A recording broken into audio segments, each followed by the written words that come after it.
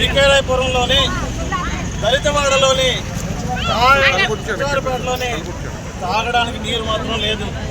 వాళ్ళ అనారోగ్యాలతోటి పిల్లల జ్వరాలతోటి అనేక ఇబ్బందులు పడుతుంటే గ్రామ సెక్రటరీ అయినటువంటి వికేరాయపురం సెక్రటరీ కనీసం దళితవాడకు వచ్చి మురికి నీళ్ళన్నా తాగండి కానీ మీరు సత్యసాగండి కానీ మీకు వేరే నీరు ఇవ్వని చెప్పాలని తగే చెప్పడం జరిగింది.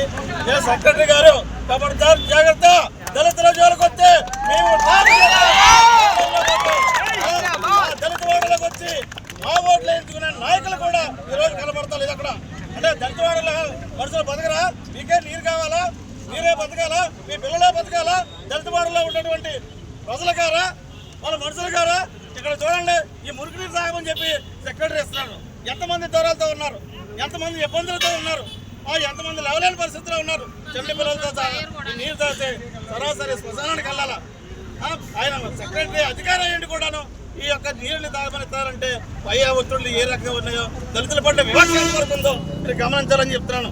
ఈ యొక్క వికేరాయపురానికి సాయంత్రంలోగా నీరు ఇవ్వని పక్షంతోనే కాకినాడ జిల్లాలో ఉన్న దళితులంతా కూడా కలెక్టరేట్ ముట్టడి చేస్తామని చెప్పి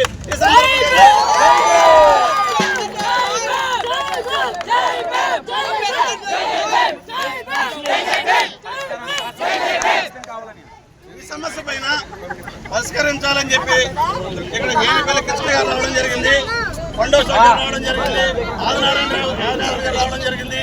మేమందరం కూడా ఇప్పుడు వికేరాయపురం వచ్చి ఏంటి పరిష్కారం చేయకపోతే రేపు మళ్ళీ ఈ కలెక్టరేట్ ముట్టడేసే ప్రయత్నం చేసి ఇక్కడ నీరు తెచ్చే వరకు తల్లి పిల్ల చెల్లి అక్క అందరూ ఇక్కడ మీరు ధర్నా చేయడం సిద్ధంగా ఉన్నారని చెప్పి ఈ సందర్భంగా తెలియజేస్తున్నాం. జై భీమ్.